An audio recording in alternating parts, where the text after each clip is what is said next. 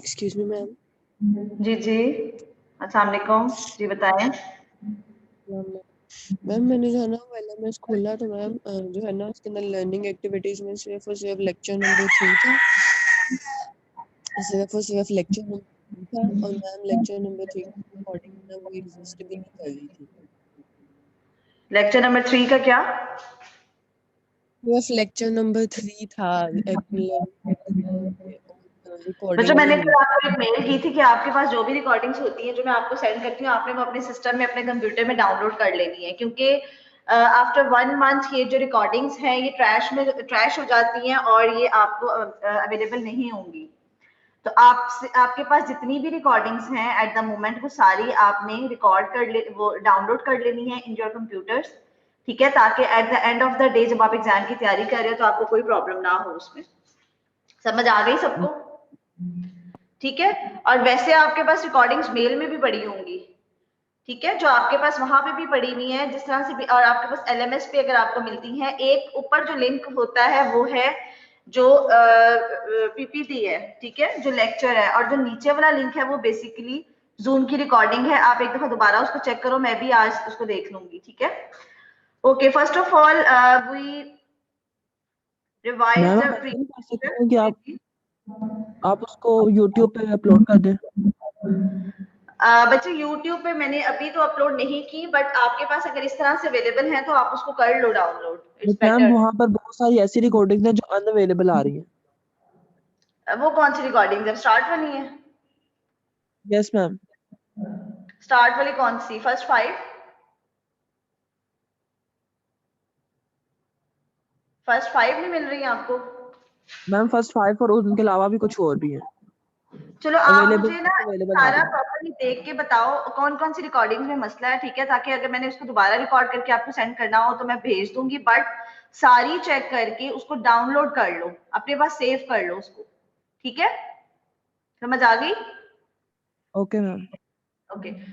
अच्छा, previous lecture में हमने क्या पढ़ा था? कौन बताएगा? जल्दी से रिवाइज कर लेते हैं उसको।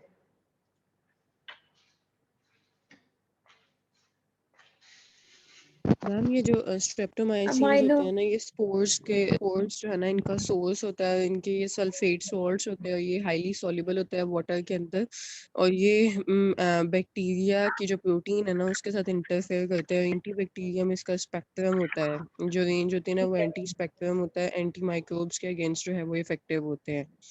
ठीक है। उसके अलावा जो है वो मैकेनिज्म ऑफ इनका बैक्टीरियोसिडल एंटीबायोटिक है। ये सेल वॉल जो है ना इनकी है लेस परमिएबल कर देते हैं, रिसेप्टर्स है ना उनकी शेप को चेंज कर देते हैं, रिसेप्टर्स को अलाउ नहीं करते। सेल वॉल मतलब सेल वॉल इनहिबिटर्स होते हैं।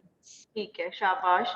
Okay, today's our lecture is about anti-tuberculous drugs. First of all, tell me what is tuberculosis? Anyone? Tuberculosis क्या होती है? टीबी जिसे कहते हैं आम जुबान में, क्या लंग इन्फेक्शन है वो? इन्फेक्शन होता है, इन्फेक्शन ऑफ लंग। लंग्स शाबाश, इन्फेक्शन होता है। ठीक है। It is one of the lower respiratory tract infection, ठीक है। जब आपने किसी भी चीज को स्टार्ट करना है, वाइवा में पूछा जाता है, तो आपने एक प्रॉपर वे में उसको डिस्क्राइब करना होता है, ठीक है। It is one of the lower respiratory tract infection. हमने पढ़े थे कि जो अपर रेस्पिरेटरी ट्रैक इन्फेक्शन होते हैं, आपको पता है रेस्पिरेटरी सिस्टम नेजल कैविटी से स्टार्ट हो जाता है, ठीक है। और अपर रेस्पिरेटरी सिस्टम के जो इन्फेक्शन होते हैं वो होते हैं लैरिंजाइटिस हो गया, फ्रेंजाइटिस हो गया, ठीक है, जो नेजल इन्फेक्शन हैं, ठीक है, जैसे नोज में कोई इन्फेक्शन हो गई है, ठीक है। जी, रिनाइटिस।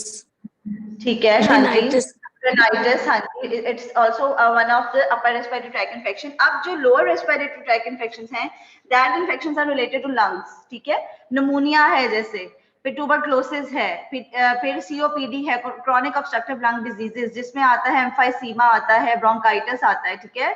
और फिर ब्रोंकियल एज्मा है, ब्रोंकियल एज्मा जिसमें नैरोइंग हो जाती है एयरवेज की due to excessive mucus secretion, ठीक है, from the goblet cells. So these are all the lower respiratory tract infection. We are discussing today about anti-tuberculous drugs. जो tuberculosis है, ये एक टाइम था पाकिस्तान में, बल्कि वर्ल्ड के बहुत सारे कंट्रीज में, जिसमें ये बहुत ज्यादा एक लाइफ थ्रेटनिंग डिजीज थी, फेटल डिजीज थी, डेडली डिजीज थी, जिसमें अब काफी हद तक काबू पा लिया गया है, ठीक है, due to this antituberculous drugs. और इनका क्या कोर्स होता है, कितने अरसे के लिए यूज करवाई जाती हैं, कितना टाइम लगता है, नेगेटिव होने में टेस्ट को जो और क्या इसके साइन एंड सिम्टम्स होते हैं, फर्स्ट ऑफ ऑल हम इसको डिस्कस करेंगे ट्यूबरक्लोसिस को, ठीक है।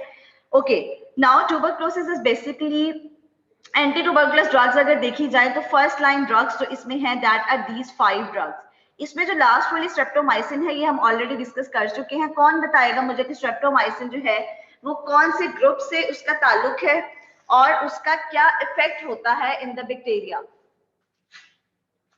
मैम अमीनोग्लाइकोसाइड्स में आती है स्ट्रेप्टोमाइसिन, और ये के साथ, ठीक है, और ये राइबोसोम्स के 30S जो यूनिट होते हैं उस पे ये अटैक करती है, और साथ में जो mRNA जो होता है ना उसको डिस्ट्रॉय कर देती है ताकि जो जेनेटिक कोड है वो आगे ना बन सके, यानी प्रोटीन सिंथेसिस को इनहिबिट करती है। प्रोटीन सिंथेसिस को बेसिकली इनहिबिट करती है streptomycin. It belongs to aminoglycoside antibiotic group. It acts on the 30 subunit of ribosomes of the bacteria, and in this way it inhibits the growth of bacteria as well as it kills the bacteria. Okay, the other drugs of this class is isoniazid, rifampicin, pyrazinamide, ethambutol and streptomycin.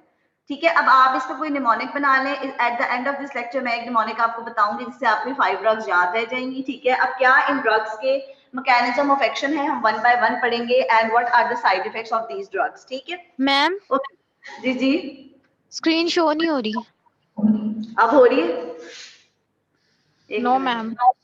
एक minute अब हो रही है? Yes ma'am. Okay, today's our topic is anti tuberculous drugs, ठीक है। 16th lecture आपको पढ़ा रही हूँ, sorry this is 15th one, ठीक है। Okay, and the drugs involved are isoniazid, rifampicin, pyrazinamide, ethambutol and streptomycin. ठीक है, these are the 5 drugs which are very important anti-tuberculous drugs. Now, first of all, what are the signs and symptoms of tuberculosis? This is very important. A patient came to you, and how you diagnose by the history that he or she is suffering from tuberculosis. ठीक है, अब patient आएगा कैसे? एक तो उसको dyspnea होगा। What is dyspnea? Shortness of breath. Fever के साथ आएगा। प्रोडक्टिव कफ क्या होती है? What is productive cough and what is dry cough? Productive cough जो होती है वो विद स्पूटम होती है, और ड्राई कफ जो होती है विदाउट स्पूटम। शाबाश, उसको वो कहेगा आपको कि उसको बुखार हो रहा है, उसको सांस लेने में दुश्वारी हो रही है। ऑब्वियसली ये लोअर रेस्पिरेटरी ट्रैक इन्फेक्शन है, लंग्स को इन्वॉल्व कर रहा है।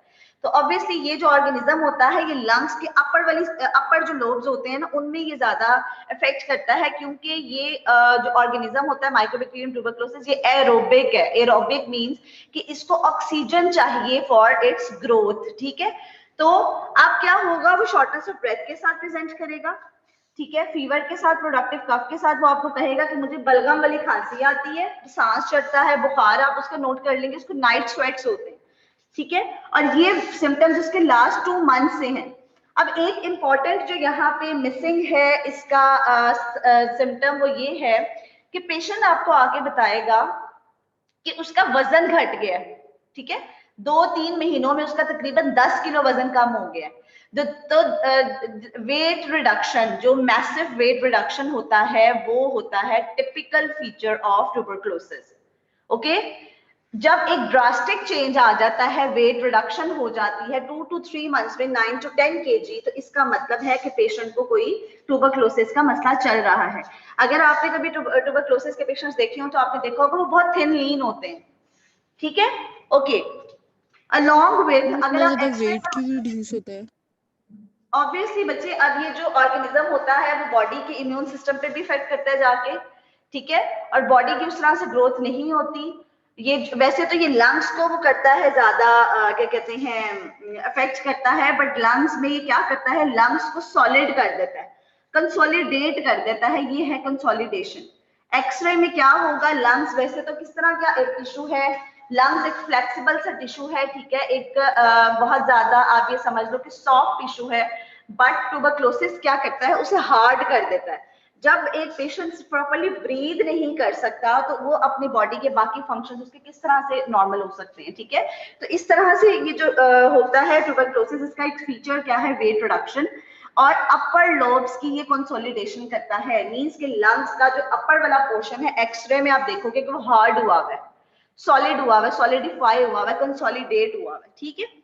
ओके और फिर आप जब स्पूटम का सैंपल लेते हो आप उसका बलगम का टेस्ट करवाते हो, तो बलगम के टेस्ट पे एसिड फास्ट बेसिलाई आते हैं, एसिड फास्ट स्टेन डाला जाता है और उसमें ये बेसिलाई रॉड शेप के ऑर्गेनिज्म होते हैं जिससे डायग्नोज कर लिया जाता है कि they are mycobacterium tuberculosis. Okay, now what is the treatment? अब ट्रीटमेंट की दो रिजीम्स हैं, या तो आप 6 मंथ्स की रिजीम दो या आप 9 मंथ्स की रिजीम दो। 6 मंथ्स की रिजीम्स में क्या होते हैं कि 2 मंथ्स आपने आइसोनाइजेट दे देना है रिम्फैम्पिसिन और पायरिजिनामाइड, और 4 मंथ्स आपने दे देनी है आइसोनाइजेट और रिम्फैम्पिसिन। एक ये रिजीम है।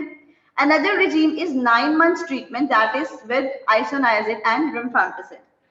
Okay, Notice that two regimes differs in the inclusion or exclusion of pyrazinamide। अब आप ये देख रहे हो कि दोनों regimes में जो difference है वो क्या है कि एक में हमने pyrazinamide ऐड की हुई है और एक में हमने pyrazinamide ऐड नहीं की। What is the reason behind? Basically, pyrazinamide is rapidly bactericidal, but pyrazinamide affect the liver, ठीक है, ये लिवर की टॉक्सिसिटी कर देती है, हेपेटाइटिस कॉज कर देती है। इसीलिए जब हमने लॉन्ग टर्म ट्रीटमेंट देना है ट्यूबरकुलोसिस का तो हमने पायराजिनामाइड को उसमें नहीं ऐड करना, because at the end of the treatment क्या होगा, पेशेंट ट्यूबरकुलोसिस से तो क्योर हो जाएगा बट उसे क्या हो जाएगा, उसको लिवर के प्रॉब्लम स्टार्ट हो जाएंगे, उसको हेपेटाइटिस हो जाएगा।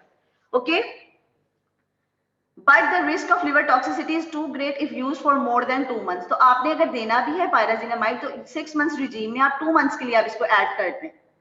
समझ आ गई यहां तक?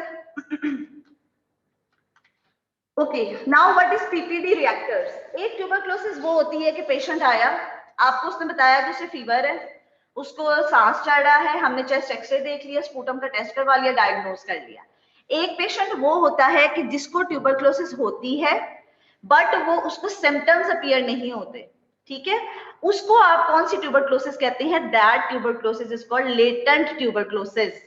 ठीक है, जिस तरह आप कोरोना का पेशेंट है, उसको अगर तो साइंस एंड सिम्टम्स हो रहे होंगे, फ्लू फीवर ये, तो आप एकदम से डायग्नोज आपके माइंड में आ जाएगा, टेस्ट करवा लोगे और वो आप डायग्नोज कर लोगे कि ही इज कोरोना पेशेंट और ही इज कोविड-19 पॉजिटिव। ठीक है, बट एक पेशेंट ऐसा होता है जो एसिम्प्टोमेटिक होता है और कैरियर होता है। एसिम्प्टोमेटिक कैरियर का क्या मतलब है कि उसमें सिम्टम्स तो अपीयर नहीं हुए but he has the disease. ठीक है, तो लेटेंट ट्यूबरकुलोसिस क्या होती है? ये वो पेशेंट्स होते हैं लेटेंट ट्यूबरकुलोसिस के कि जिनमें साइन एंड सिम्टम्स अपीयर नहीं होते बट उनके अंदर डिजीज पड़ी होती है। और आप उसको डायग्नोज कैसे करते हो? आप एक इंजेक्शन उसे लगाते हो यहाँ स्किन के ऊपर, बाजू के ऊपर, यहाँ पे फोर आर्म की स्किन पे आप उसको एक इंजेक्शन लगाते हो और वो होता है PPD injection. What is that? PPD is basically purified purine derivative, जो आपने माइकोबैक्टीरियम ट्यूबरकुलोसिस का ही ऑर्गेनिज्म लेके उसकी जो वो है टॉक्सिसिटी को कम करके इंजेक्ट करना है। अगर तो वो पेशेंट के अंदर ट्यूबरकुलोसिस का ऑर्गेनिज्म पड़ा होगा तो क्या होगा, बॉडी उसके अगेंस्ट रिएक्शन शो करेगी और यहाँ पे जहाँ पे आपने इंजेक्ट किया होगा वहां पे पूरी रेडनेस हो जाएगी। ठीक है, तो that is the test to diagnose the tuberculosis in the patients with latent tuberculosis. Latent tuberculosis का क्या मतलब है कि जो देखने में तो नॉर्मल है but he has the disease. समझ आ गई? मैम हमें कैसे पता चलेगा कि इनको जो है डिजीज है कि नहीं, और हमें इनको जो है आपको ऐसे पता चलेगा पीडी कि आपने रिएक्टर्स का इंजेक्शन लगा के चेक करना है। Due to any other reason आपने उसका चेस्ट एक्सरे करवा लिया और आपको चेस्ट एक्सरे पे नजर आ गया कि लंग में जो है कंसोलिडेशन पड़ी हुई है। ठीक है, लंग जो है वो वाइटिश हुआ हुआ है, लंग जो है उसमें सॉलिडिफाइड हुआ हुआ है। फिर आप क्या करोगे? आपके माइंड में सस्पिशन हो सकता है कि ये ट्यूबरकुलोसिस तो नहीं, फिर आप उसे डायग्नोज कैसे करोगे? इसी तरह ये पीपीडी लगा के, प्यूरिफाइड प्यूरिन डेरिवेटिव। ठीक है, अब इस तरह का जो पेशेंट होता है उसमें जो चांस होता है वो क्या होता है कि रीएक्टिवेट ना हो जाए। रीएक्टिवेट का मतलब है कि फ्लेयर ना कर जाए डिजीज, डिजीज एकदम से जाहिर ना हो जाए। ठीक है, इसका मतलब है कि उसके अंदर कहीं ना कहीं डिजीज पड़ी हुई है बट अभी वो सिम्प्टोमेटिक नहीं है। तो ऐसे पेशेंट को भी आपने आइसोनियाजेड से सिर्फ एक ही ड्रग से 6 to 12 मंथ्स के लिए प्रोफाइलैक्टिक थेरेपी दे देनी है। वो पेशेंट जो कि प्रॉपर ट्यूबरकुलोसिस के सिम्टम्स के साथ नहीं आया बट एक्सीडेंटली आपने उसको डायग्नोज करके पीपीडी का टेस्ट करके डायग्नोज कर लिया कि इसके अंदर कहीं ना कहीं डिजीज है, he or she has latent tuberculosis, so the treatment for that patient is only isoniazid for 6 to 12 months prophylactic therapy in order to prevent the reactivation of infection. समझ आ गई ये चीज? किसी को नहीं आई तो मुझे बता दें। मैम एक दफा रिपीट हम कर दें। अगर उसे जो है वो टीबी ना हुआ तो उसको तो मेरी आइसोनाइज़ बात जो है सुनो, उससे सीधी सी साइड बात इफेक्ट्स है, तो नहीं होंगे? मेरी बात सुनो, सीधी सी बात है। पेशेंट का टीबी का पेशेंट है, हमें डायग्नोज हो गया, गुलाब देवी हॉस्पिटल में पड़ा हुआ है, चेस्ट का हॉस्पिटल है। 5 दवाइयां पहले बता दी हैं आपको, रिफैम्पिसिन है, आइसोनाइजिड है, पायरेजिनामाइड है, एथिम्बिटोल है, स्ट्रेप्टोमाइसिन है। These are the drug of choices for that patient. But अब patient came to you, ठीक है, जिसको एक्सीडेंटली आपने कर लिया डायग्नोज, या आपको सस्पिशन था उस पेशेंट के बारे में कि इसके घर पे कोई ट्यूबरक्लोसिस का पेशेंट है, तो कहीं ऐसा तो नहीं कि ये भी अफेक्ट हो गया बट इसमें सिम्टम्स अपीयर नहीं हुए, ठीक है? या एक पेशेंट है या एक कोई बंदा है जो गुलाब देवी हॉस्पिटल में काम करता है, ठीक है, जो कि चेस्ट का हॉस्पिटल है, टीबी का हॉस्पिटल है, और आपने देखना है कि आया ये पेशेंट, ये इंसान, या ये कोई पीएन है, या ये वहां कोई वर्कर है, ऑफिस बॉय है, वार्ड बॉय है, ये कहीं अफेक्ट तो नहीं हो गया। सिंपल टेस्ट इज पीपीडी, आपने यहाँ उसके बाजू में थोड़ा सा इंजेक्ट किया subcutaneously. If he has the disease तो यहाँ पूरी रेडनेस डेवलप हो जाएगी, एक रिंग फॉर्मेशन हो जाएगी, रिएक्शन हो जाएगा, बॉडी रिएक्शन शो करेगी अगेंस्ट दैट पीपीडी। पीपीडी क्या है? प्यूरिफाइड प्यूरिन डेरिवेटिव, उसमें माइक्रोबैक्टीरियम ट्यूबरक्लोसिस का ऑर्गेनिज्म ही है, बट उसकी टॉक्सिसिटी को कम करके इंजेक्ट किया गया है in order to see the immune reaction against that, ठीक है? आपने उसे डायग्नोज कर लिया, फिर क्या किया कि वो पेशेंट अभी जो है वो ट्यूबरक्लोसिस का उस पर अपीयर नहीं हुआ सिम्टम्स, लेकिन आपने फिर भी उसे ट्रीटमेंट दे देनी है only with one drug, that is isoniazid. Pyrazinamide क्यों नहीं देनी? Because that is hepatotoxic. Liver तो नहीं ना खराब करना है एक ऐसे बंदे का जिसको अभी डिजीज ही नहीं सही तरह फ्लेयर अप हुई। समझ आ गई ये बात? Yes ma'am, thank you so much. आ यस गई। Okay, recently study showed that 2 months course of rifampicin plus pyrazinamide was as effective as 12 months course of isoniazid. अब recently जो new studies आई हैं उन्होंने ये कहा है कि बजाय इसके कि आप 12 महीने की उसे ट्रीटमेंट दो isoniazid से, आप 2 महीने की सिर्फ दे दें rifampicin और pyrazinamide के साथ। अब आपको ये पता है कि pyrazinamide को हमने 2 महीने से ज्यादा नहीं देना। कोई भी गलती से भी वाइवा में अगर ये बोले कि पायरेजिनामाइड को दे दो फॉर 12 मंथ्स, तो इसका मतलब वो फेल है, बिकॉज उसे ये भी नहीं पता कि pyrazinamide is a drug for very severe hepatic dysfunctions, ठीक है, वो हेपेटोटॉक्सिसिटी करती है। तो स्टडीज आजकल ये कह रही हैं कि पेशेंट इतने कंप्लायंट नहीं होते। What is patient compliance? Patient compliance होती है कि उसकी ड्रग के साथ जो जितनी उसकी वो होती है बॉन्डिंग, कि वो ड्रग अपनी ले टाइम पे, दैट इज पेशेंट कंप्लायंस। तो ये देखते हुए कि पेशेंट 12 महीने की दवाई नहीं खाएगा, उसे 2 महीने की ये 2 दवाइयां दे दो, रिफैम्पिसिन और पायरेजिनामाइड, लेटेंट ट्यूबरक्लोसिस वालों को। अब अगर मैं आपसे लेटेंट ट्यूबरक्लोसिस पूछ लूं तो आपने मुझे यही सारा बताना है जो मैंने भी आपको बयान किया है, ठीक है? और एक्टिव ट्यूबरक्लोसिस क्या है, जो शुरू में साइन एंड सिम्टम्स पढ़े हैं, dyspnea, fever and all that. Latent tuberculosis क्या है? उसके साइन जो सिम्टम्स शो नहीं हो रहे, बट लेकिन यू हैव अ डाउट कि इसको भी जो है वो होता है। हमने कंसोलिडेशन करवाई आपको है, हम जो है डाउट वो तो है, इन बट नाउ वो पीपीडी का इंजेक्शन लगा के देखेंगे कि वो अगर उससे रेडनेस हो रही है कि नहीं। पीपीडी का एक और नाम है मॉन्टोक्स टेस्ट, ठीक है?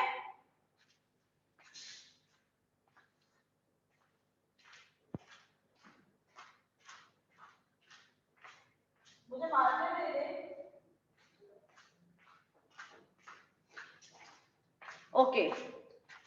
Now another important thing is the risk of developing isoniazid induced liver injury against the risk of developing reactivation tuberculosis. अब आपने पेशेंट को ड्रग देनी है, आइसोनियाजिड देनी है। अब आपने ये देखना है कि आपने किस पेशेंट को वो देनी है आइसोनियाजिड और किसको नहीं देनी, ठीक है? तो आपने इस चीज को खुद से डायग्नोज करना है कि आपने ये नहीं करना कि एक पेशेंट को जिसको अभी डिजीज अपीयर नहीं हुई आप उसको दवाई देकर उसका लिवर खराब कर दें। ये अब आप पे डिपेंड करता है कि आपने किस तरह डिसाइड करना है कि हमने इस पेशेंट को देना है या नहीं देना, ठीक है? अब आपने एक स्केल बना लेना है, एक स्केल आपने इमेजिन कर लेना है और उसको आपने एक साइड पे आप रख दो उसके risk of isoniazid induced hepatitis, और एक साइड पे स्केल के रख दो कि risk of reactivating the disease tuberculosis. ये जरा डाउट आगे चलते हैं।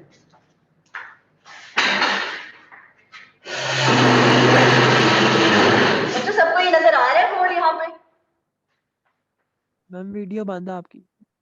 बोर्ड नजर आ रहा है आपको सबको? मैम वीडियो ही बंद है। क्या बंद है? वीडियो बंद है मैम। एक मिनट।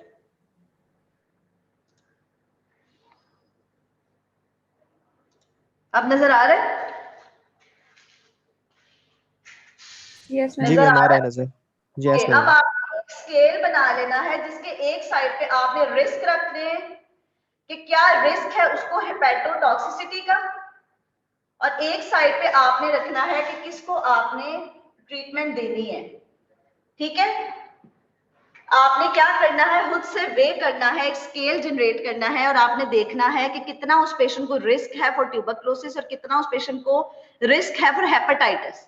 ठीक है, अब आपने किस तरह से उसका ये डिसाइड करना है। आइसोनियाजिड को आपने क्या करना है, as indicated blue, advancing age and alcohol consumption increases the risk of developing hepatitis. अब एक पेशेंट अगर वो मोर देन 50 या 60 इयर्स का है या वो अल्कोहलिक है, ठीक है, अल्कोहलिक का क्या मतलब है कि वो अगर वो अल्कोहल पीता है या फिर उसकी एज ज्यादा है तो इसका मतलब है कि उसको लिवर के हेपेटाइटिस या लिवर की इस डिजीज के चांसेस ज्यादा हैं। ठीक है, तो आप उसको चाहे ये ट्रीटमेंट ना दो लेटेंट वाले को आइसोनियाजिड। ठीक है, या फिर अब आप ये देखें कि लेस देन 20 इयर्स का जो पेशेंट होगा उसको हेपेटाइटिस का चांस वैसे ही कम होता है। ठीक है, और ये जो ड्रग के साथ, ठीक है, 20 to 34 इयर्स का जो पेशेंट होगा उसको लेस देन 0.3% होगा चांस, 35 से 49% को लेस देन 1.2% होगा और मोर देन 50 वाले को 2.3% होगा। तो अब आपने ये खुद डिसाइड करना है कि किस पेशेंट को आपने लेटेंट ट्यूबरक्लोसिस की ट्रीटमेंट देनी है, किसको नहीं देनी। अगर तो वो पेशेंट ओल्ड एज है तो उसको ना दें क्योंकि उसको हेपेटाइटिस के चांसेस बढ़ सकते हैं। अगर वो अल्कोहल इनटेक करता है तो उसको ना दें। ठीक है, ओके, अब रिस्क ऑफ इनएक्टिवेशन ट्यूबरक्लोसिस अब आपने देखनी है कि कौन से पेशेंट है कि जिसको अगर आपने ट्रीटमेंट ना दी तो उसमें ट्यूबरक्लोसिस का डिजीज हो जाएगी। ठीक है, अब इसको आपने कैसे देखना है, अगर तो आपने उसका एक्सरे करवाया और उसमें फाइब्रोटिक चेंजेस आई, उसको सॉलिड मिला आपको लंग, ठीक है, सॉलिडिफाई हुआ है, या उसके घर में कोई एक्टिव ट्यूबरक्लोसिस का पेशेंट है या वो इम्यूनो कम्प्रोमाइज्ड है तो आप उसको ट्रीटमेंट दे दें।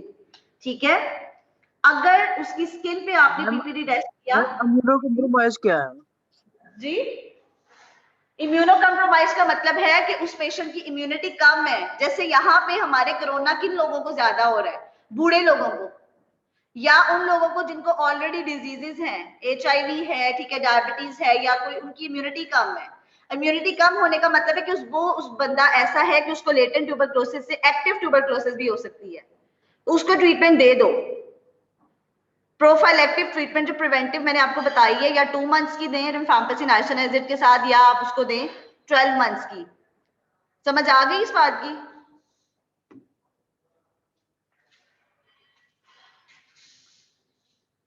इम्यूनोसप्रेस का समझ आ गई है बच्चे?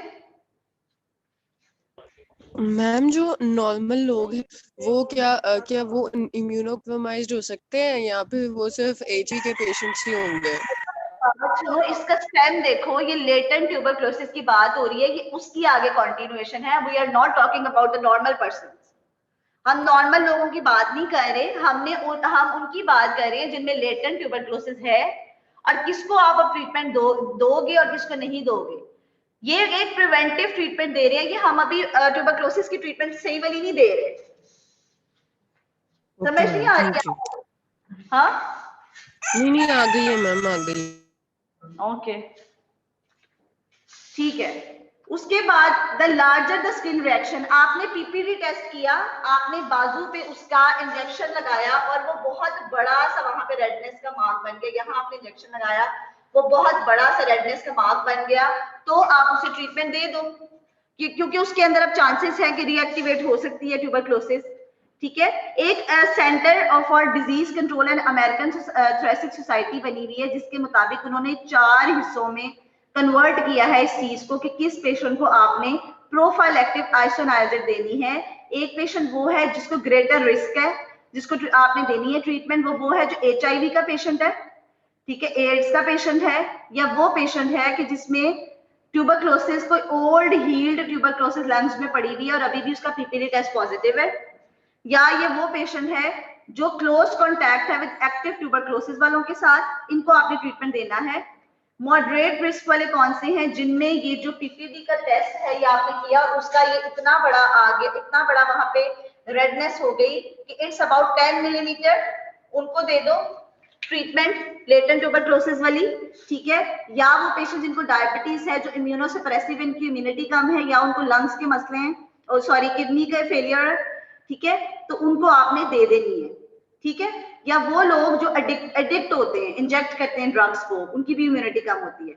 अब लेस रिस्क किनको है, लेस रिस्क किसको है ट्यूबरक्लोसिस होने का, जिसकी एज कम है, 35 ईयर से कम है, ऑब्वियसली उसकी इम्यूनिटी अच्छी होगी, उसको आप ना दें, चाहे उसका पीपीडी 10 मिलीमीटर तक क्यों ना हो, ठीक है। या फिर होमलेस लोग हैं, foreign born from countries, different countries हैं, उनको आप ना दें, ठीक है। लो रिस्क ऑफ इनएक्टिवेशन वाले होते हैं जिनकी एज कम है,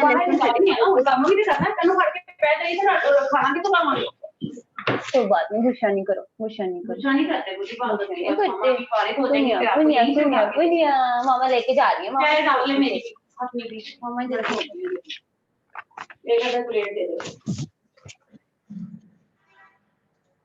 okay. And low risk of inactivation वाले कौन से लोग हैं, जिनकी एज लेस देन 35 इयर्स है, और चाहे उनका पीपीडी जो है उसका ये जो रेडनेस वाला एरिया है दैट इज 15 मिलीमीटर, उसको आपने ट्रीटमेंट नहीं देना।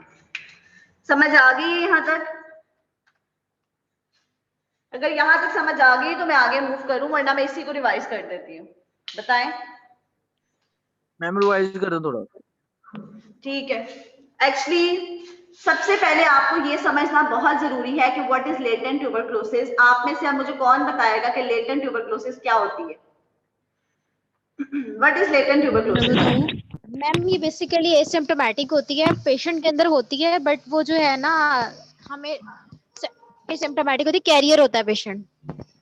बच्चे इसमें पता है, अब मैं आपको एक बात बताती हूँ, उसमें डिजीज होती है, या तो उसके लंग्स में सॉलिडिफाई हुआ होगा लंग, या कोई ऐसा पेशेंट है कि जिसकी पहले ट्यूबरक्लोसिस हुई थी बट अब वो हील हो गई है, हील हो गई है, बट लंग में अभी भी वो पैच पड़ा हुआ है, इसका मतलब है वो वहां इनएक्टिवेट, दोबारा एक्टिव हो सकती है।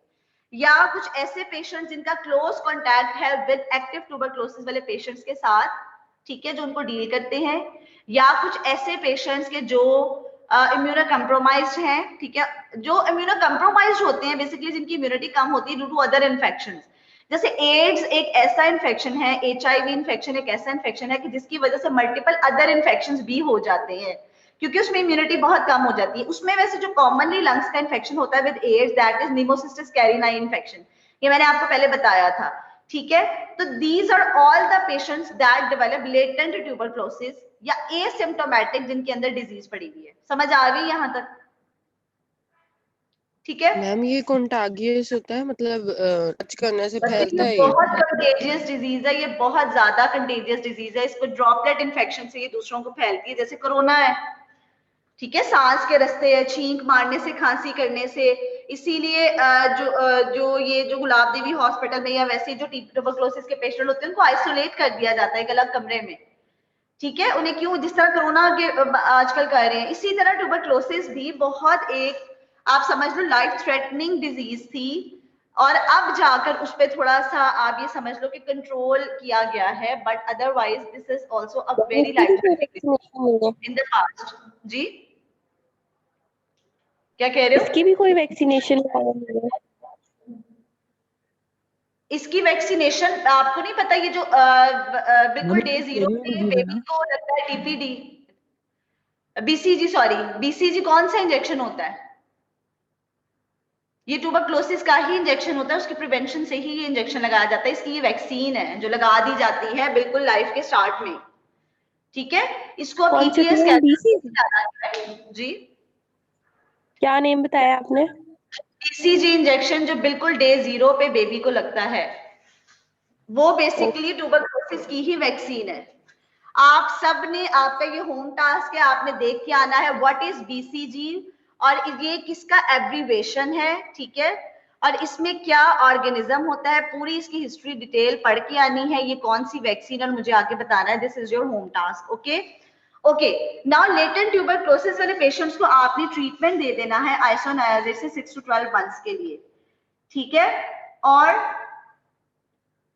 2 या फिर 2 मंथ्स आप उसको रिफैम्पिसिन और पाइराजिनामाइड से दे दें अगर 12 मंथ्स की पेशेंट जो है वो कंप्लायंस शो नहीं कर सकता, ठीक है। Now these are all the risk of latent tuberculosis patient के कौन कौन सा पेशेंट है कि जो कि लेटेंट ट्यूबरक्लोसिस का पेशेंट हो सकता है, ये सारा आपने पढ़ना है, मैंने नेक्स्ट टाइम सुनना है, ठीक है। जो इम्यूनो कम्प्रोमाइज होगा, जो डायबिटिक होगा, जो रीनल फेलियर के साथ होगा, ओल्ड एज में पेशेंट जो अल्कोहलिक होगा। अब आपने ओल्ड एज में और अल्कोहलिक्स में ये देखना है कि उनको हेपेटाइटिस का रिस्क ज्यादा होगा, इसलिए आप उसको ट्रीटमेंट ना दें, क्योंकि ये होगा कि उसकी डिजीज चाहे फ्लेयर अप ना करे, एक्टिव ना हो, आप उसको हेपेटाइटिस का पेशेंट बना देंगे।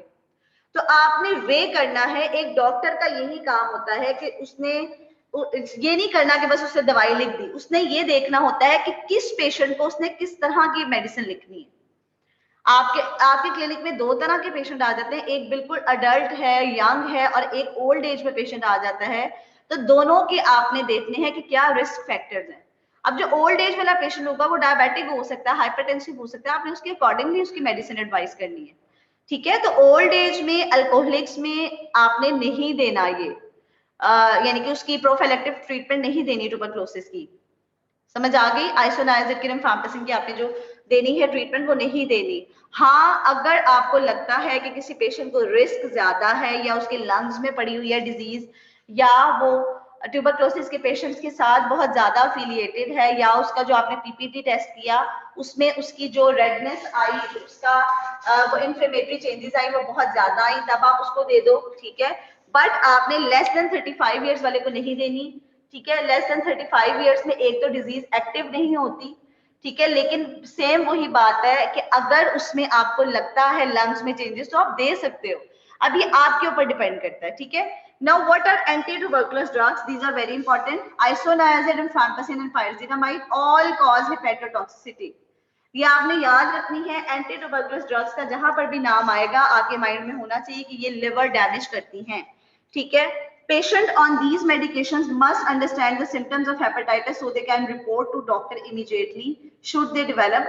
अब पेशेंट जो टीबी की दवाइयां ले रहा होता है उसको डॉक्टर पहले ही कह देता है कि आपने महीने 2 महीने बाद मुझे अपने लिवर के टेस्ट करवा के दिखाने हैं। अगर तो लिवर के एंजाइम्स एलिवेट होंगे, लिवर के टेस्ट खराब आ जाएंगे, तो क्या करना है, डिसकंटिन्यू कर देना है ट्रीटमेंट को।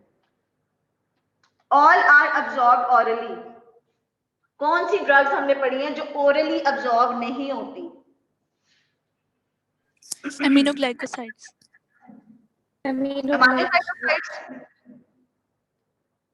अमाइनोग्लाइकोसाइड्स ओरली अब्सॉर्ब नहीं होती। Yes ma'am.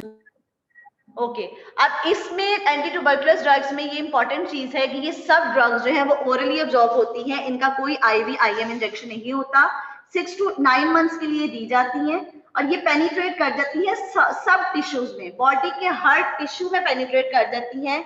इवन कि लंग में जो ट्यूबरकुलोसिस की वजह से ग्रैनुलोमा बना होता है, दैट इज केशियस ग्रैनुलोमा, ये उसके अंदर तक पेनिट्रेट करके ऑर्गेनिज्म को डिस्ट्रॉय कर देती हैं। Okay, now आइसोनायाजिड is a great antibiotic, inexpensive है, ओरली ली जा सकती है, एंटी बैक्टीरियासाइडल है। किस तरह से बैक्टीरियासाइडल है कि आइसोनायाजिड क्या करती है, ये बैक्टीरिया की सेल वॉल में जो माइकोलिक एसिड होता है उसको डिस्ट्रॉय कर देती है, जिसकी वजह से इसको बैक्टीरियासाइडल कहा जाता है, ठीक है। Adverse effects hepatotoxicity top most में, ठीक है। उसके अलावा ये विटामिन B6 की बॉडी में से डेफिशिएंसी कर देती है, इसीलिए जब भी आपने आइसोनायाजिड देनी है विटामिन B6 साथ देनी है, पायरोडॉक्सिन, ठीक है। ओके, एडवर्स इफेक्ट्स में ये पेरिफेरल न्यूरोपैथी भी कर देती है, पेरिफेरल जो नर्व्स हैं उनको डैमेज करती है, रैश करती है, बॉडी पे एनीमिया करती है, ठीक है। Okay, the other drug is rifampicin. Rifampicin क्या करती है कि ये बॉडी फ्लूइड्स में सिक्रीट होती है, पेशेंट आपके पास फौरन आ जाएगा कि मुझे यूरिन ऑरेंज कलर का आ रहा है, मेरा पसीना ऑरेंज कलर का आ रहा है, इवन के जो आंसू हैं वो भी ऑरेंज हो जाते हैं, ठीक है।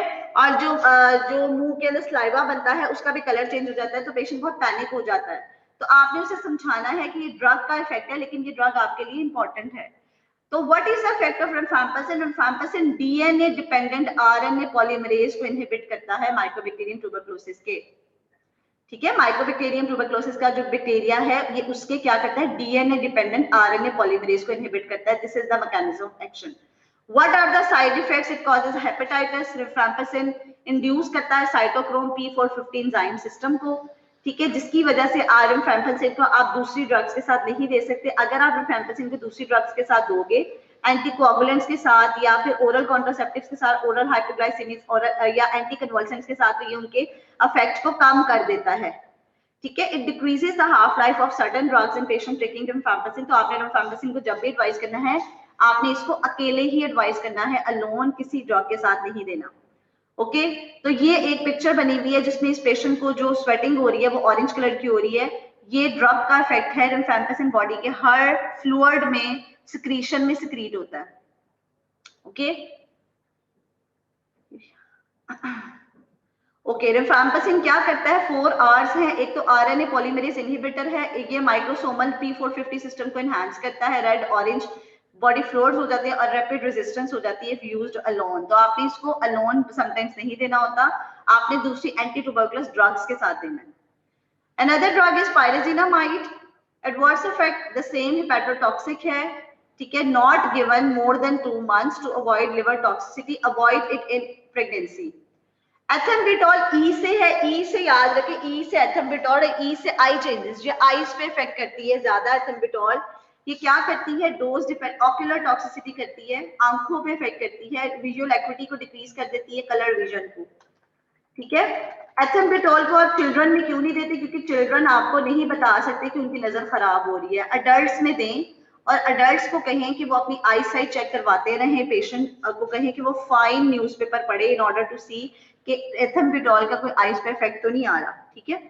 स्ट्रेप्टोमाइसिन का सबको पता है, आपने अभी मुझे बताया था, it belongs to aminoglycoside group, ठीक है। इसको हम एंटी ट्यूबरकुलस ड्रग्स के साथ भी देते हैं। The effect of streptomycin, it affects the 30 सब यूनिट्स ऑफ राइबोसोमल सब unit given IM and IV, and it is ototoxic and nephrotoxic. Avoid it in pregnancy because it causes congenital deafness. पता है ना ये नेफ्रोटॉक्सिसिटी करती है और autotoxicity करती है, तो प्रेगनेंसी में क्यों नहीं देनी? क्योंकि ये बेबी की कानों पे इफेक्ट करेगी।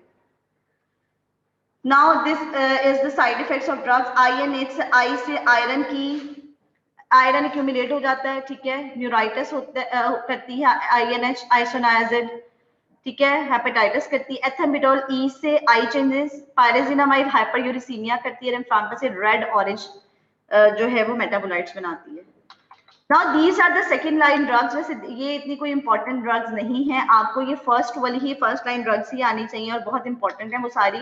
This table is very important कि ये सारी ड्रग्स हैं और ये उनके साइड इफेक्ट्स हैं। एंटी ट्यूबरकुलस ड्रग्स में जो मेन चीज पूछी जाती है that is the mechanism of action, कि हर ड्रग का क्या एक्शन है ऑन द बैक्टीरिया, और दूसरी जो इंपॉर्टेंट चीज पूछी जाती है that are the side effects. Side effects अगर आपको आते होंगे तो आप पास हो जाएंगे, ठीक है। ओके ये सेकेंड लाइन ड्रग्स आप रहने देंगे, जो दूसरा टेबल है, ठीक है। Now this is the mnemonic of anti tuberculous drugs, RIPES, ठीक है। R for rifampicin, isoniazid, P for pyrazinamide, E for ethambutol, S for streptomycin, ठीक है। ये अब आपने कर लेनी है।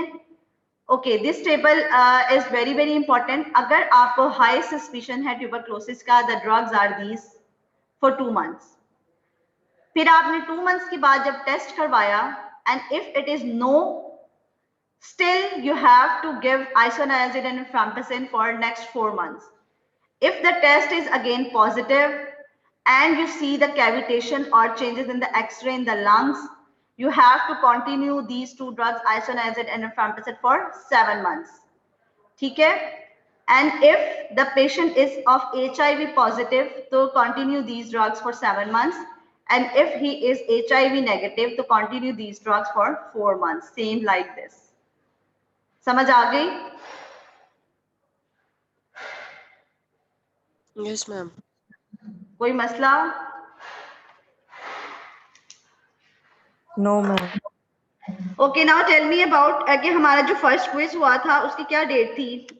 एक तो फर्स्ट वाला तो मैंने कंसीडर नहीं किया था ना, उसमें कुछ टेक्निकल इश्यूज आ रहे थे, लेकिन वो जो फर्स्ट 5 लेक्चर्स का था वो किस डेट को हुआ था?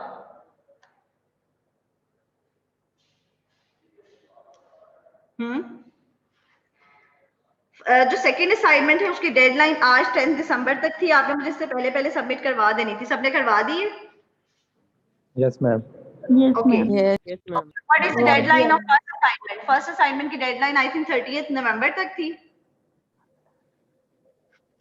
मे बी मैम, हाँ, मे बी।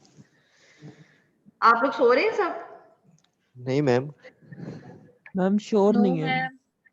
श्योर नहीं हो? अच्छा, फर्स्ट क्विज की डेट याद है किसी को? फर्स्ट 5 लेक्चर्स इसमें इंक्लूड हुए थे। मैम मेल में देख रहे थे। ओके, अब मैंने सेकंड जो सिनेरियो बेस्ड एग्जाम है वो मैंने डिसाइड करना था आपके साथ, उसकी डेट और टाइम और उसकी जो टॉपिक्स हैं। अभी तक हमने जो एंटीबायोटिक्स कवर की हैं उसमें कौन कौन सी एंटीबायोटिक्स कवर की? एक तो जर्नल सी एंटीबायोटिक का लेक्चर था ना, जिसमें टर्म्स थी जस्ट, और पेंसिलिन के बारे में था। अब मैंने आपका जो सिनेरियो बेस्ड एग्जाम बनाना है उसमें अब आप मुझे बताएंगे कि वो किस दिन होगा और मैं उसको किस तरह से डिजाइन करूंगी। वो मैंने आपको बता दिया था। सिनेरियो बेस्ड क्वेश्चन क्या होता है कि अगर जैसे अब ये सिंपल सी बात है कि अगर कोई पेशेंट आपके पास बहुत पैनिक में आ जाता है, एक थिन लीन पेशेंट है, she came to you in emergency और वो बहुत पैनिक है और वो कह रही है कि मेरी आंखों से जो आंसू हैं वो ऑरेंज कलर के आ रहे हैं, स्वेटिंग में, और मेरा यूरिन बहुत ऑरेंज आ रहा है, तो आप क्या करोगे? आपको पहले तो ये फौरन आइडिया हो जाएगा कि थिन लीन पेशेंट है, ठीक है, कॉफ कर रही है, इसका मतलब है टीबी की पेशेंट है और ट्रीटमेंट ले रही है, तो आप उसको मेक श्योर करोगे कि रिफैम्पिसिन एक ऐसी ट्रीटमेंट है आपकी दवाई में कि जिससे ये प्रॉब्लम होता है, but you have to continue that drug, ठीक है, in order to eradicate the infection from your body, ठीक है। तो इस तरह के सिनेरियो बेस्ड क्वेश्चन आ सकते हैं। अब जो सिनेरियो बेस्ड एग्जाम है उसमें जो टॉपिक में रख रही हूँ, आपने पहले 5 to 10 लेक्चर्स कवर किए हैं, उसमें डायबिटीज तो नहीं कवर किया ना? 1 to 5 किया मैम। 1 to 5 किए, उसमें डायबिटीज तो नहीं था ना, एंटी डायबिटिक ड्रग्स नहीं थी? नो मैम वो जो पहला क्विज हुआ था उसमें थे फर्स्ट 7 लेक्चर्स, फर्स्ट नहीं, फिफ्थ वाले लेक्चर में फर्स्ट जो हाफ आपने मेरा ख्याल कंसीडर डायबिटीज। नहीं किया था मैम, जो सबसे पहले हुआ था जो आपने कंसीडर नहीं किया था। बच्चे मैं वो कंसीडर कर रही हूँ, वो आपके क्लास पार्टिसिपेशन में वो भी और ये भी जाएगा। क्लास पार्टिसिपेशन के मार्क्स आपके अच्छे हो जाएंगे, लेकिन अभी सेशनल्स में जो मैंने असेसमेंट प्लान डिजाइन किया उसमें सिनेरियो बेस्ड एग्जाम ही होगा आपका, ठीक है। आप मुझे ये बताओ कि एक तो सिनेरियो बेस्ड एग्जाम में आप सब लिख लें कि एक तो इसमें एंटी ट्यूबरकुलस ड्रग्स आएंगी, ठीक है। ठीक है। दूसरा टॉपिक जो है वो सेफलोस्पोरिन्स होंगे, जिसकी फर्स्ट वो generation, first second third generation थी, ठीक है। मैम दोबारा बता दें दूसरा वाला। जी क्या कह रहे हो? ये असाइनमेंट वाला है ना, सेफलोस्पोरिन वाली ड्रग्स कौन सी है मैम? कौन सी? सेफलोस्पोरिन जो ड्रग जिसकी फर्स्ट सेकंड और थर्ड जनरेशंस हैं, जो आपने असाइनमेंट का भी टॉपिक था। लेक्चर 13 यस मैम, आज Okay. वाला लेक्चर। बच्चों ये नोट कर लो, ये सिनेरियो बेस्ड एग्जाम के टॉपिक्स हैं। फर्स्ट एंटी ट्यूबरकुलस ड्रग्स हैं जो हमने आज पढ़ी है, द सेकंड सेफलोस्पोरिन्स है, third one are aminoglycosides,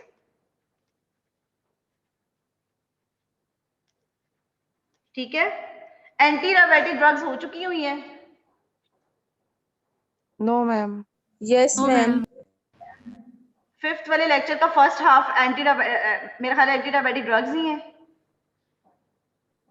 7th lecture है मैम, मैम वो 7 लेक्चर है, 7th का क्विज नहीं हुआ हमारा। हुआ है मैम, उसकी असाइनमेंट भी बनाई हुई है। यस मैम, उसका टेबल जो बनाना था वो I am talking about the quiz, जो क्विज में आया था उसमें एंटी डायबिटिक ड्रग्स कवर हो गई थी पहले? नो मैम नहीं था। फर्स्ट 5 में नहीं हुई थी ना? नो मैम पहले क्विज में ऐड हुई थी डायबिटीज वाला, मैं उसकी वो फिर बात कैंसिल हो गया ma'am. I am talking about the second one जिसमें फर्स्ट 5 लेक्चर्स थे। नो मैम उसमें नहीं थी उसमें। अच्छा मेरी बात सुनिए, अब 4 टॉपिक्स मैंने भी आपको बता दिए हैं जो सिनेरियो बेस्ड में आएंगे। Anti tuberculous drugs, cephalosporins, aminoglycosides, anti diabetics, and the fifth one are जो जर्नल लेक्चर था एंटीबायोटिक्स का, जिसमें मैंने आपको टर्म्स बताई थी, बैक्टीरियोसाइडल, बैक्टीरियोस्टैटिक और एंटीकोटोजोल, एंटी हेलमिंथिक, ठीक है। समझ आ गई है? Journal lecture of antibiotic. Yes ma'am. वो कौन सा लेक्चर था मैम? वो लेक्चर नंबर जिसमें पेनिसिलिन्स का भी एंड पे जिक्र है,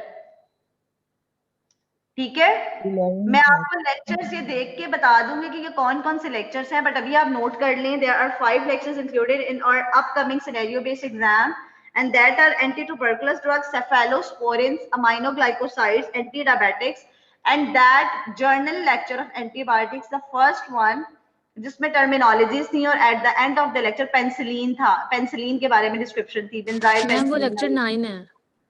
ओके, सबको समझ आ गई है? ये वाला लेक्चर 16 है.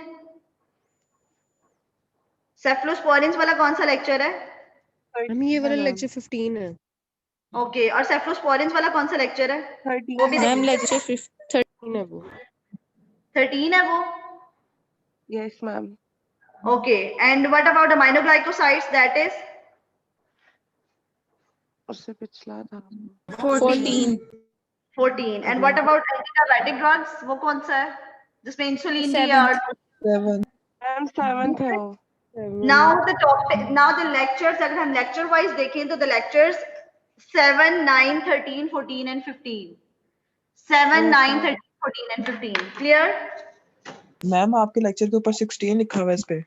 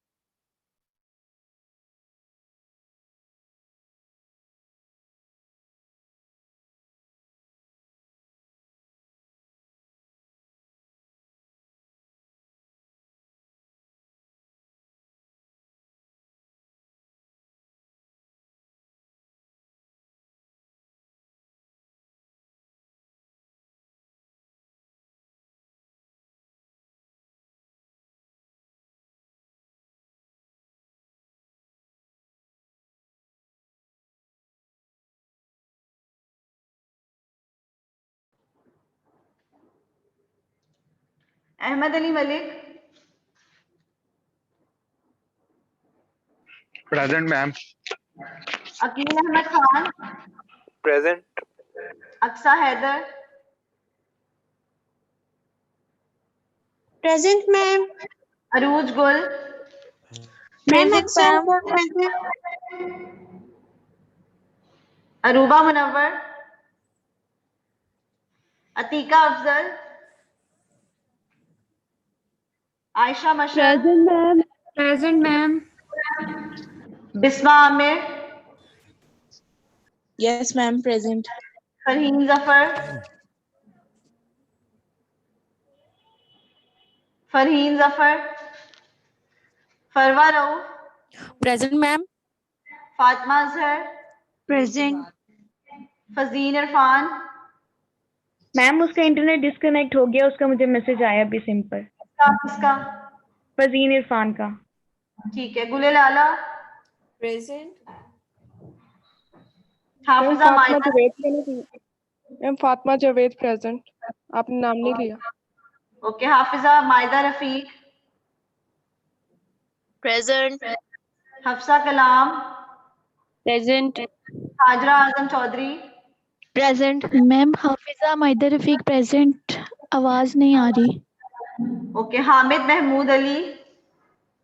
Present, ma'am. Hania Masood. Present ma'am. Iqra Shaukat. Present, ma'am. इसरा अब्दुल्ला. Present ma'am. जवेरिया गुल. Present, ma'am.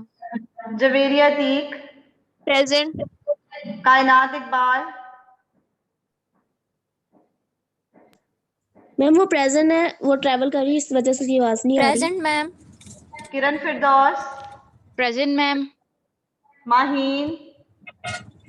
Present, ma'am. Maheen Aslam. Resha Javed. Present ma'am. Alka Aliya. Present. Maryam Irfan. Present. Midha Jalil. Present. Minahil Fatima. Present. Mohammad Arsalan, Present, ma'am. Mohammad Bilal,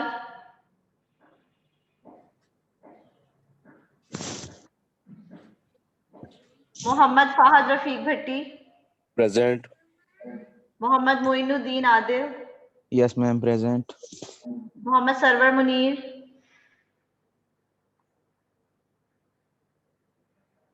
Mohammad Shahid Rashid, Mohammad Sufiyan Sajid, ma'am Mohammad Sufiyan present. Okay, Mohammad Waqas Ishfaq, Present, ma'am. Mohammad Zainul Abidin, Present, ma'am. नेहजत Zahra, Nurul ऐन खुरम, राफिया अरशद, Present, ma'am. रिमशा मुबारक, Present. सना मुजाहिद, present. सना Salim, ma'am उनका net का issue है, उसने ली थी class. किसने? सना सलीम ने। सना Salim, okay. सहर जहीर,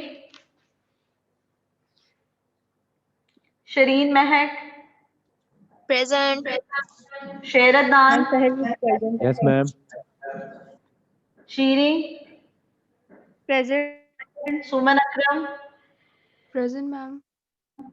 सैयद मोहम्मद अरशद रजा, Present, ma'am. Syeda Bisma Aamir,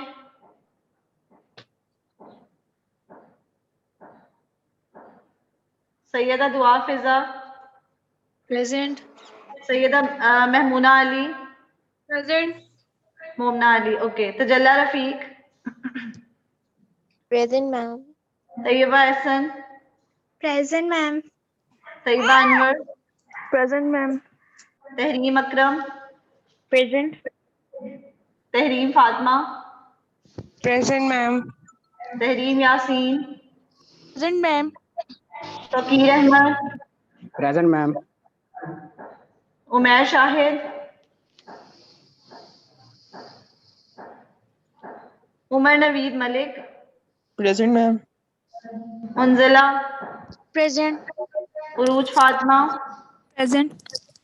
Usman Ibrahim Siddiqui, Present, ma'am.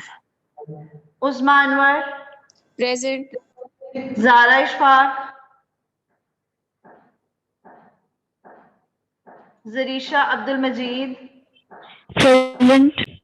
जिला Huma Khan,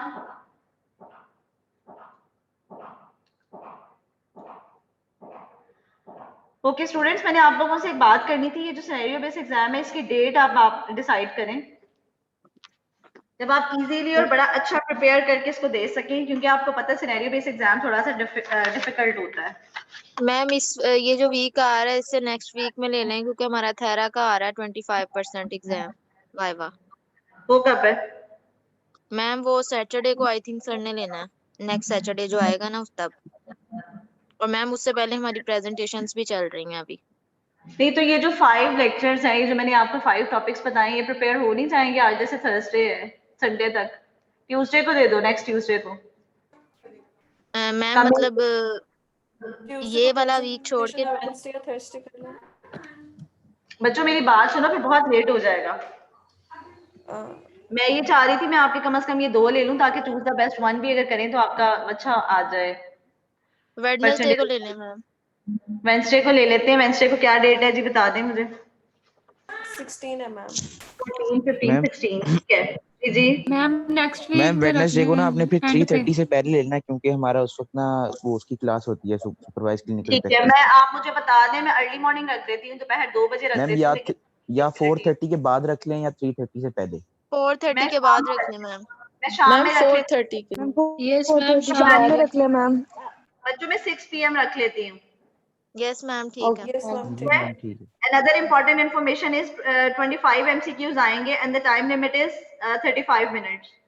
okay ma'am. ठीक है तो मैम अवेलेबल 5-10 टाइम मिनट कर दें ऊपर, जी? 5-10 मिनट ऊपर कर दें। 1 घंटा ना कर दूं ऊपर? नहीं मैम, ये 5-10 मिनट कर दें, वही बहुत है। मैम मुश्किल होते हैं, सिनेरियो बेस पढ़ते हुए भी टाइम लगता है। मैम समझना भी तो होता है ना। 25 MCQs की 40 मिनट्स ले लो, ठीक है, मिलके सोचोगे ना इसलिए ज्यादा टाइम लगेगा, एक एक करके सोचना। जी मैम, अपना मिलके तो सोचना होता हम है। अलग-अलग ही सोचते हैं, अपना-अपना करते हैं। ठीक है, thank you students, take care. और अनदर इम्पोर्टेंट थिंग इज आपको टॉपिक से समझ आ गई है, मुझे बार बार मेल नहीं करनी। Lecture 7, 9, 13, 14, 15, okay? मैम ठीक है, अवेलेबल टाइम कितना होगा? जी अवेलेबल टाइम कितना होगा क्विज का? 1 आवर में आप इसको खोल सकते हैं, और 40 minutes for attempting the quiz. Once you ma'am you have to ma'am जी जी मैम मेरी असाइनमेंट रह गई थी सबमिट होने वाली, मैं अभी आपको करवा दूं? बस वो रह गई है। क्या नाम है आपका? मैम एक्चुअली मेरा बहुत इंटरनेट इशू रहा है, मैंने लास्ट क्लास भी नहीं ले सकी आपकी जो आपने पहले बताई थी, तो मैम उसकी वजह से मेरा सबमिट करना रह गया, तो अभी कर दूं मैं आपको? करवा दें। ओके, टेक केयर, अल्लाह हाफिज। ओके मैम, अल्लाह हाफिज।